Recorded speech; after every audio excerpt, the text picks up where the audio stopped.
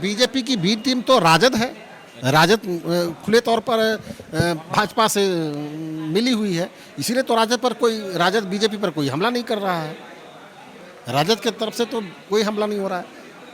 राजद के नेताओं को तो बीजेपी की तरफ से बड़ा बचाव किया जा रहा है। उनके ईडी में जारी जब्त की गई संपत्ति को भी रिलीज कर दिया गया। लालू प्रसाद यादव को भी जमानत भी इसी शर्त पर दिया गया है। तो राजद तो अंदर अंदर से मिली हुई है बीजेपी के साथ। सर, आपका विलय होने वाला है कांग्रेस? ये तो सवाल ही नहीं उठता है। हम समझौता कर सकते हैं, किसी के साथ गठबंधन कर सकते हैं, किसी के साथ मिल करके चुनाव लड़ सकते हैं।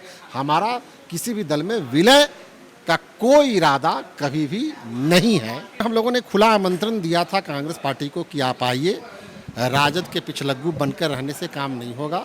बार बार आपको अपमान का घूंट पीना पड़ता है। आप आइए, आपकी पार्टी बड़े जनाधार की पार्टी है, पूरे राष्ट्रीय स्तर की पार्टी है। आप अपने नेतृत्व में कुछ छोटे छोटे दलों को आप शामिल कराइए और बिहार में एक नया राजनीतिक माहौल बनाइए। अभी जन अधिकार पार्टी के द्वारा प्रेस कॉन्फ्रेंस करवाया गया और इस बारे में हमसे बातचीत करने के लिए जन अधिकार पार्टी के प्रदेश अध्यक्ष राघेंद्र कुशवाहा हैं और हम इनसे बातचीत करेंगे। क्या बातचीत हुई?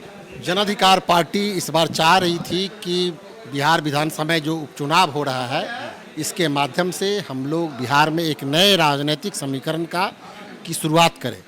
इसमें हम लोगों ने खुला आमंत्रण दिया था कांग्रेस पार्टी को कि आप आइए, राजद के पिछलग्गू बनकर रहने से काम नहीं होगा। बार बार आपको अपमान का घूंट पीना पड़ता है। आप आइए, आपकी पार्टी बड़े जनाधार की पार्टी है, पूरे राष्ट्रीय स्तर की पार्टी है। आप अपने नेतृत्व में कुछ छोटे छोटे दलों को आप शामिल कराइए और बिहार में एक नया राजनीतिक माहौल बनाइए। इसी संदर्भ में हम लोगों ने कहा कि हमारी पार्टी तारापुर चुनाव लड़ना चाहती है और आप हमको समर्थन करिए और हम आपको समर्थन करेंगे कुशेश्वर स्थान में। लेकिन बात अभी पूरी तरह से खत्म नहीं हुई है, लेकिन कांग्रेस पार्टी के लोगों ने भी अपने 2 प्रत्याशियों का नाम की घोषणा की है। हम लोगों ने भी आज कुशेश्वर स्थान से योगी चौपाल के नाम की घोषणा की है और कल शाम तक हम लोग तारापुर के लिए इंतजार कर रहे हैं कांग्रेस पार्टी का। अगर हम लोग को समर्थन मिलता है तो कल हम लोग तारापुर के अपने कैंडिडेट का नाम की घोषणा हम लोग कल करेंगे। सर, अगर आप उपचुनाव में 2 सीटों पर उपचुनाव पर आप जीत जाते हैं तो आप किस पार्टी को समर्थन करेंगे? वो तो चुनाव की जीत के बाद हम लोग करेंगे। हम लोग तो विपक्ष में रहेंगे, हम लोग तो वर्तमान सरकार को समर्थन करेंगे नहीं। कई राजनीतिक पार्टियां ये अफवाह उड़ा रहे हैं कि जन अधिकार पार्टी या फिर पप्पू यादव जी इतनी जल्दी रिहा इसलिए हुए हैं ताकि ये बिहार के होने वाले 2 सीटों उपचुनाव में बीजेपी के बी टीम का काम करे। मतलब साफ शब्द में कहा जाए तो वोट का। बीजेपी की बी टीम तो राजद है। राजद खुले तौर पर भाजपा से मिली हुई है, इसीलिए तो राजद बीजेपी पर कोई हमला नहीं कर रहा है। राजद की तरफ से तो कोई हमला नहीं हो रहा है। राजद के नेताओं को तो बीजेपी की तरफ से बड़ा बचाव किया जा रहा है। उनके ईडी में जारी जब्त की गई संपत्ति को भी रिलीज कर दिया गया।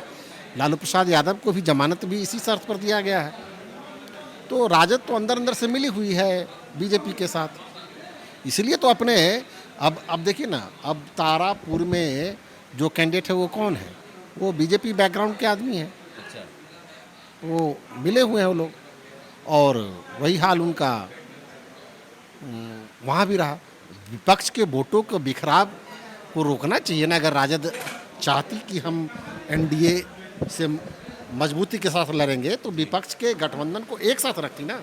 वो तो तोड़ तार दी। अपना पहले से जो महागठबंधन था उसमें भी उनको भरोसा नहीं हुआ, कांग्रेस को छोड़ दिया अलग। तो अब क्या कर सकते हैं? तो भारतीय जनता पार्टी को वॉकओवर देना चाहती है राष्ट्रीय जनता दल।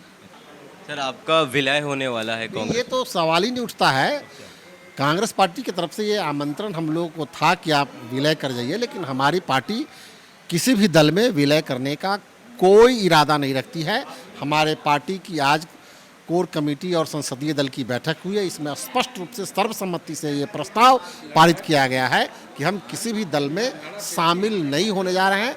हम अपनी पार्टी का स्वतंत्र अस्तित्व बना करके रखेंगे। हम समझौता कर सकते हैं, किसी के साथ गठबंधन कर सकते हैं, किसी के साथ मिल करके चुनाव लड़ सकते हैं। हमारा किसी भी दल में विलय का कोई इरादा कभी भी नहीं है। सर एक आखिरी सवाल, पप्पू यादव जी को जो आज से 4 महीने पहले उनको गिरफ्तार किया गया था, तो हालांकि उनके 32 साल पहले पुराने केस को देखकर किया गया था, लेकिन इसमें सर वास्तविक मतलब क्या है सर, सच्चाई क्या है इसमें, क्यों किया गया? केस में कोई दम नहीं था। वो बेबुनियाद केस था जिसको कोर्ट ने खारिज कर दिया, इनको पूरी तरह से बरी कर दिया। इसलिए ये राजनीतिक षड्यंत्र के शिकार थे। 5 महीना इसलिए इनको जेल के शिक्षों में डाला गया ताकि सरकार की बदनामी जो बार बार पप्पू यादव जी अपने संघर्षों के द्वारा करते रहते थे, इससे सरकार बचना चाह रही थी। और पप्पू यादव जी के गैर हाजिरी में आप लोग को क्या दिक्कतें आई? देखिए, घर का गार्जियन के रहने से तो काफ़ी बल मिलता ही है, लेकिन हम लोगों ने पप्पू यादव जी के पाठशाला में पढ़ने वाले जितने भी विद्यार्थी हैं, वे न सिर्फ उनके मजबूत इरादों पर खड़े उतरे, बल्कि उनके बताए गए संघर्ष और सेवा के मार्गों पर भी हम लोगों ने 100% चलने का काम किया है।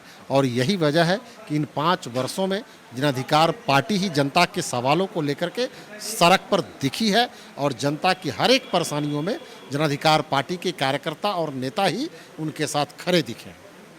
बहुत बहुत धन्यवाद आपका। तो आपने देखा, हमने जन अधिकार पार्टी के प्रदेश अध्यक्ष से बातचीत की और इन्होंने काफ़ी कुछ बताए हैं।